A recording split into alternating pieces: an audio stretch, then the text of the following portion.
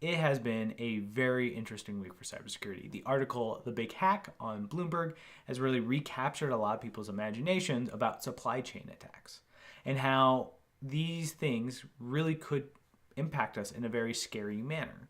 I've had people reaching out to me from LinkedIn, from Harvard, all over these places wanting to know, hey, is this really as bad as it sounds? Is it really as scary?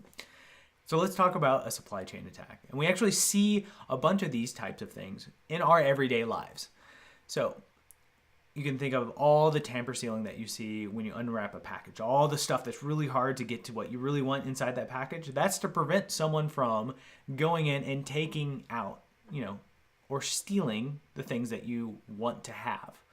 Right? So you don't want to go buy an iPhone and then suddenly realize that someone got through the tamper-proof package and then took your iPhone out and gave you a fancy box.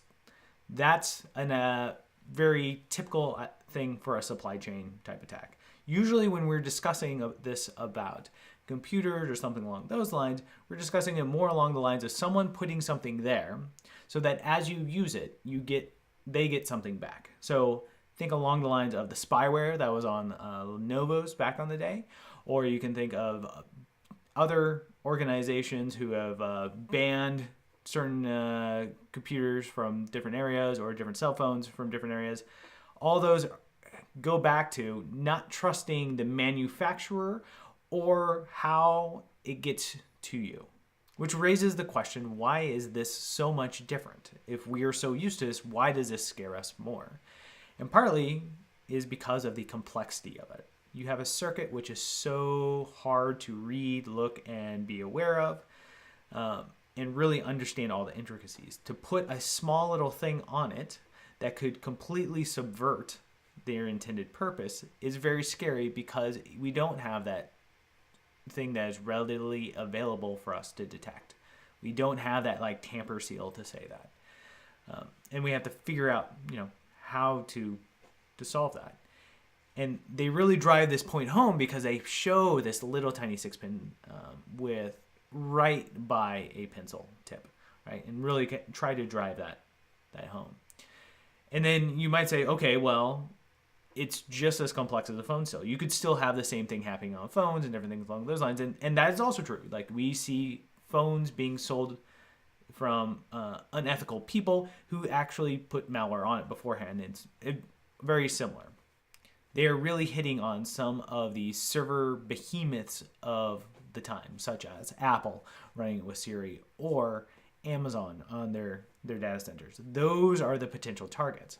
And as we all know, we're relying on those servers more and more and more.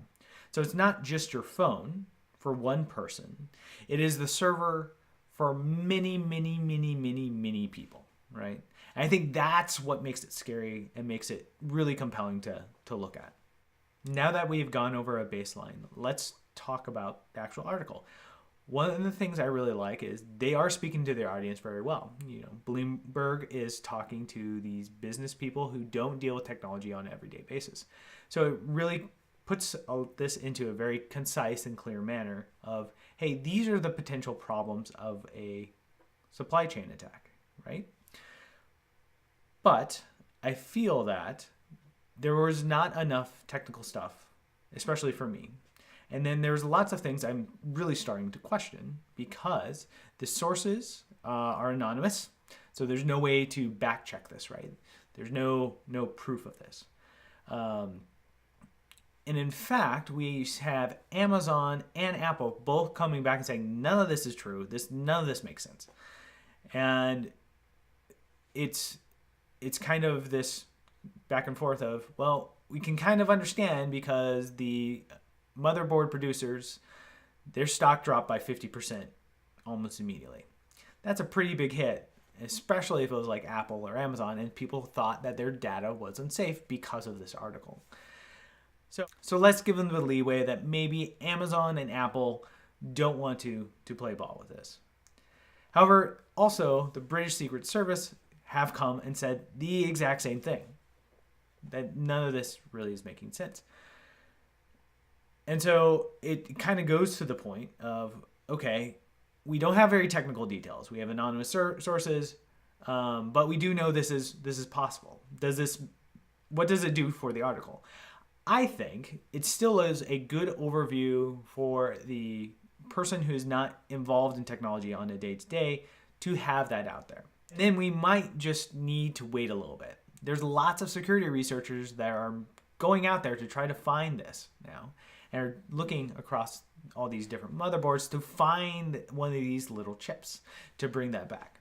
Since no one else is talking about finding that chip, especially if it's as prolific as the article suggests, should happen, especially with the number of researchers looking at. That being said, also be aware that, reverse engineering or looking at a computer component and taking it apart so you can build it is very common practice, unfortunately. And people put things on these circuits that are weird and look strange all the time. So you have a bunch of researchers looking for something where there might be a lot of false positives out there as well. But I think finding that out will really put that forward, right? If the government came out and said, hey, yes, we were working with one of these companies on this, that would also really bring a lot of additional light to it. Now, this is really a discussion for sitting back and forth and having a banter back and forth and discussing these different things and trying to weigh out a lot of this. But here are the takeaways. For me, the article is really lacking a lot of technical things, so I'm not sure if those things are actually true. I'm not sure if Apple and Amazon were hit by something or are really impacted by it. I'm kind of skeptical on that. However, a lot of these things in the article are very possible, and we've seen these types of things or something that has a similar effect from security research at DEF CON, other conferences, or papers, or in the real world. So what should you do as you take away information from this article on how to be a more secure person and how to use best security practices? After all, October, Cybersecurity Awareness Month. As a person, there's a lot of common sense. If you're buying electronics, make sure you're not buying them from a vendor you do not trust. Don't go to Craigslist or the black market if you're going to be using it for banking or for work-related things. Spend the extra money to make sure you got a good device that does not have any malware on it and is completely safe along those lines. Or if you suddenly find out that a company has a reputation for putting malware or things along those lines on your devices, stay away from those devices as well. For companies, pretty much the same thing. Understand your third-party contracts, where equipment and data and software is coming from. Otherwise, it might come with little friends of malware that steal your data. As long as you're not something like the CIA, being housed in Amazon, then you probably won't be the target of a nation-state attack like this anyway. There is a really good thing on a podcast I'm going to link discussing, hey, look, they're not going to just put these things on everything because you'll burn them really quickly. People will find these security researchers will find these, and they're really not interested in you and me, especially if they spend all this time and resources on it. They're really looking for like state secrets, things along those lines. As a parting thought, I think a lot of the traditional security we would use for this would still work. It's not like the bad guys get free access to our entire network unless they replace our entire network. And really, how often do you replace your entire network on all your devices? So you'll still be able to see the bad guys operating on the network and doing bad things on the network, whether they're trying to log in and reset passwords for admin accounts, or even trying to exfil lots of data. You should be able to still get this with logging and different tools like that.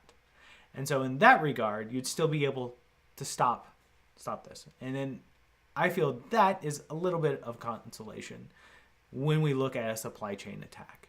But it does give them that first access. And usually that's all they need because we're pretty squishy in the middle with a lot of different companies. So this has been a really fun week. So hopefully you've enjoyed kind of my perspective on it. And I'm also going to do a weekly in a few minutes. So stay tuned.